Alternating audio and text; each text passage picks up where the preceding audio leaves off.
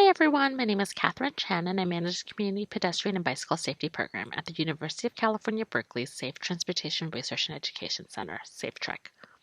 SafeTREC is a research center jointly affiliated with the School of Public Health and the Institute of Transportation Studies.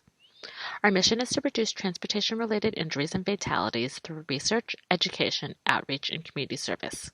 Today I will share information about our Community Pedestrian and Bicycle Safety Training Program, including lessons we've learned about equitable community engagement. Hopefully this will start or continue dialogue about key considerations in engaging underserved communities in active transportation safety planning. In California, over 3,000 people died in traffic crashes in 2019.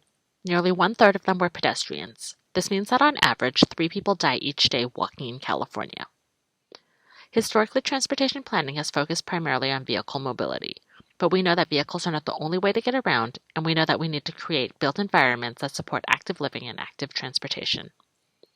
With the CPBST, we work primarily in underserved communities where underinvestment in safe walking and biking infrastructure means fewer sidewalks, fewer bike lanes, and fewer streetlights, and generally more multi-lane roads that allow for more and faster traffic. Together, these unsafe conditions in the built environment often contribute to an overrepresentation of pedestrian and bicycle crashes in these neighborhoods. The foundation of the CPBST is community-based participatory research, where we recognize the residents as experts.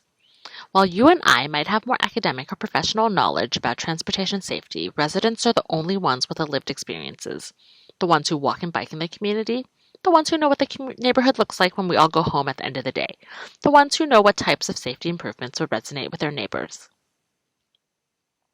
The CPBST is designed to increase community capacity by educating participants about proven safety countermeasures so they have the language to advocate for themselves, sharing analyses about pedestrian and bicycle crash trends so participants are armed with the data to support their safety improvement asks, guiding residents and other safety stakeholders on a walking and biking assessment to share their community's strengths, safety concerns, and opportunities for improvement, and developing a community-driven action plan of infrastructure projects and community programs to implement in the neighborhood.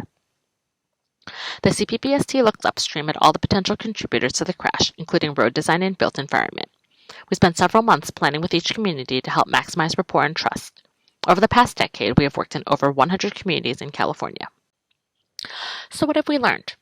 Our team partners with local community-based organizations to better reach residents and understand their needs. We offer interpretation, and when it makes sense to, we conduct workshops in participants' preferred language, even if it's not English. We invite planning committees to schedule workshops at times that are best for the community, even if it means working evenings or weekends. And when we were conducting trainings in person, we offered meals and childcare to make it easier for residents to participate.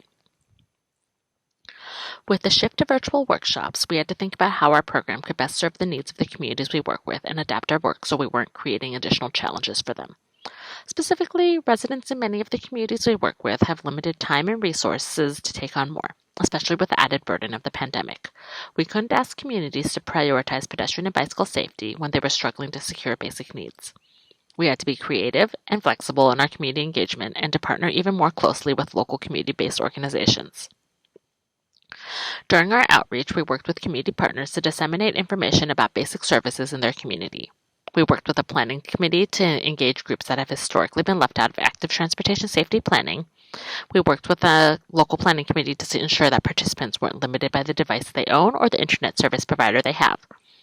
We printed workshop materials and provided a free phone bridge for participants. And while Google Maps is not a real substitute for an in-person walking and biking assessment, it's the healthier alternative for all of us at this time.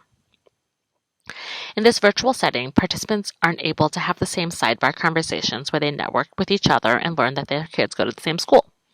We have had fewer first-time participants, but the virtual workshop has provided a setting for families to join together where previously only one parent may have attended. Now we're privileged enough to hear from that parent, then also get the broader perspectives of the English-speaking teen who's translating for their parents, the younger sister who wants to walk to school on her own, and the grandparent who uses a walker to go around the block, and to have them all collectively inform the pedestrian and bicycle safety improvement recommendations we develop for the community. Another unexpected improvement is that agency staff are much more willing to join a virtual workshop than in-person work. So despite the pandemic, preliminary numbers indicate that crash trends are not improving. By continuing to bring people together, providing everyone with the same information, and developing specific action plans, we hope to build momentum and empower participants to be stronger advocates for pedestrian and bicycle safety improvements in their community.